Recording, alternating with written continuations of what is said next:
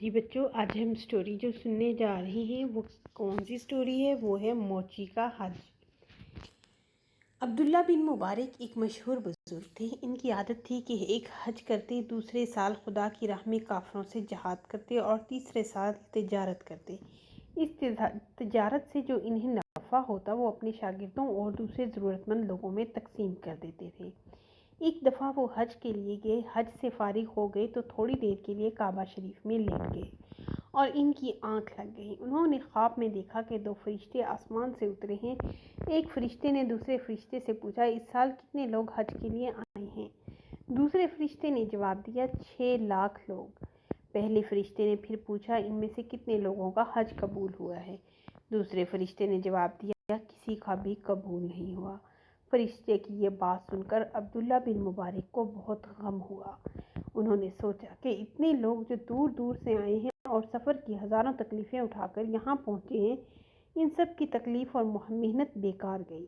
اتنے میں اس فرشتے نے پھر کہا، دمشق کے شہر میں ایک موچی رہتا ہے، اس کا نام علی ہے۔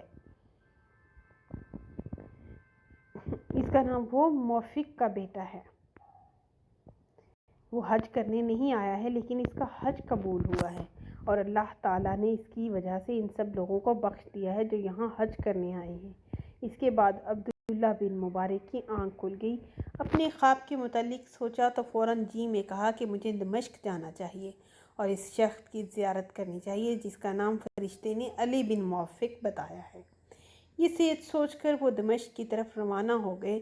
دمشق پہنچ کر انہوں نے اس شخص کا گھر تلاش کیا اور دروازے پر جا کر دستک دی۔ اندر سے ایک شخص نکلا۔ انہوں نے اس سے پوچھا، بھائی آپ کا نام کیا ہے؟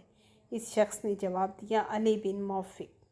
عبداللہ بن مبارک نے کہا، مجھے آپ سے کچھ بات کرنی ہے۔ اس نے کہا، فرمائیے۔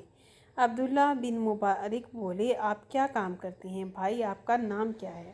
اس شخص نے آپ کیا کام کرتے ہیں؟ وہ شخص کہنے لگا، جوتیاں گانٹھتا ہوں۔ موچی تھا وہ، اس لیے وہ کہنے لگا، جوتیاں گانٹھتا ہوں۔ اس پر عبداللہ بن مبارک نے اپنا خواب بیان کیا۔ اس شخص نے کہا، آپ کون ہیں؟ عبداللہ بن مبارک نے اپنا نام بتایا تو اس نے ایک آہ کھینچی۔ عبداللہ بن مبارک نے کہا، کیا آپ مجھے کچھ اپنے حالات بتائیں گے؟ اس شخص نے کہا، اے عبداللہ، مجھے 30 سال سے حج کی خواہش تھی۔ میں یہ جوتیاں سی کر رقم جمع کرتا رہا۔ اس طرح میرے پاس 30,000 درہم جمع ہو گئے۔ اس سال میں نے حج کا ارادہ کیا۔ میری بیوی کے یہاں بچہ پیدا ہونے والا تھا۔ ایک روز اس نے مجھ سے کہا، آج پڑوسی کے گھر سے گوشت کی خوشبو آ رہی ہے، اس سے میرے لیے کچھ گوشت مانگ لاؤ۔ میں پڑوسی کے یہاں گیا اور اس سے سالن مانگا تو وہ کہنے لگا، 7 دن سے میرے بچوں نے کچھ نہیں کھایا۔ فاقے سے ان کی جان نکلی جا رہی تھی۔ اتفاق سے میں نے ایک جگہ دیکھا کہ ایک گدھا مڑا پڑا ہے۔ میں اس کا تھوڑا سا گوشت کاٹ لایا ہوں اور اس سے سالن بنایا ہے۔ یہ سالن تمہارے لیے حلال نہیں ہو سکتا۔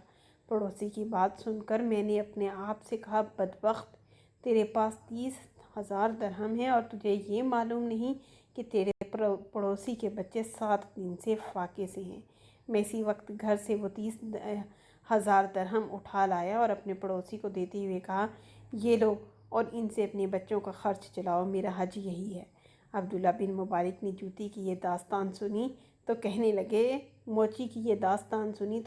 لگے، میرا خواب سچا تھا، وہ فرشتے سچ کہتے تھے۔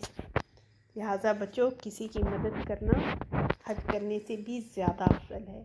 جب بھی آپ کو کوئی غریب یا کوئی بھی ایسا ضرورت مند نظر آئے تو بلا جھجک اس کی مدد کرنے پہنچ جائیں۔